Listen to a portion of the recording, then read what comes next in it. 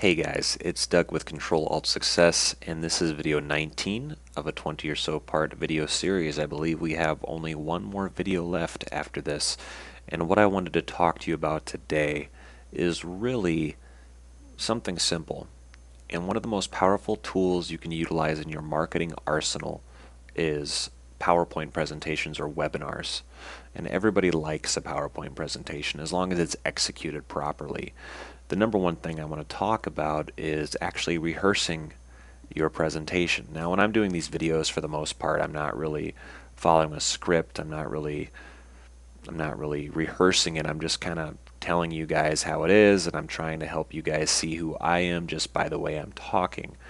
But when it comes to an actual PowerPoint presentation that you're doing for a squeeze page or a sales page, you really need to rehearse it and script it before you even go. So here's what I do when I create a PowerPoint presentation.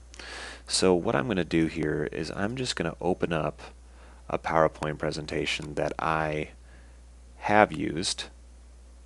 As soon as I find it here, oops, wrong one. So if I open up this one here, and I'm not going to go into what the whole presentation is, but essentially this presentation has about 11 slides total. Okay, so this whole presentation, 10 slides with a one slide that's a closing. The rule of thumb, and here is what I'm going to show you. This is a good rule of thumb to go by. I'm going to open up a quick text document, and it is the 10, 20, 30 rule. Okay, I'll put rule after this. The 10, 20, 30 rule is this: 10 slides, 20 minutes, 30-point font. What that means is keep your presentations, anything under 20 minutes, keep it to 10 slides. Now you can get a little bit over, you can go 10 to 15 depending on what it is. But you want to make sure those presentations are not longer than 20 minutes if there's only 10 slides. And you want to maintain the font to be at least 30-point font. Anything under that, depending on the resolution of the person, they might have a hard time reading it. And the last thing you want is for somebody to not really know what you're saying or know what you're reading. The other thing too is this, and Seth Godin talks about this a lot. When it comes to a presentation, make sure six words per slide. Now, keep in mind this is not something that you have to adhere to verbatim, but 6 words per slide is pretty,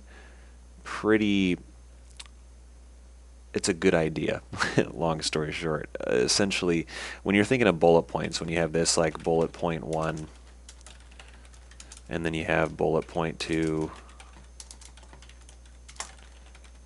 etc., etc. The problem is that once you get a screen full of bullet points, it's lost in translation. So what I say is keep 1 to 2 bullet points per slide, or just take the bullet points, and here's what you do with the presentation. You're not reading verbatim on the screen what's happening. The person can read what's on the screen. You just need to convey what they're reading into a story. So it's pretty simple. I mean, this is a pretty simple practice to follow, but at the end of the day, you really need to make sure that your presentations are rehearsed. So I'll leave it at that, but the next video is actually going to talk about how I script my PowerPoint presentations. That way you can be assured that when you deliver the presentation, being it a recording or live, that people will know that you're confident in what you're saying about. There's nothing worse than ums and ahs. You'll notice in almost all of my videos, I very, very rarely, if at all, say or because that's the worst. Those are the 2 worst words in the entire language when it comes to presentations, ums and ahs. They're terrible, because that just means people don't think you know what you're talking about. So I will get back to you guys in the next video. As always, visit my site, controlaltsuccess.com. That's CTRL-ALT-success.com. And you can always add me on Facebook. Link is in the comments. Thanks, guys.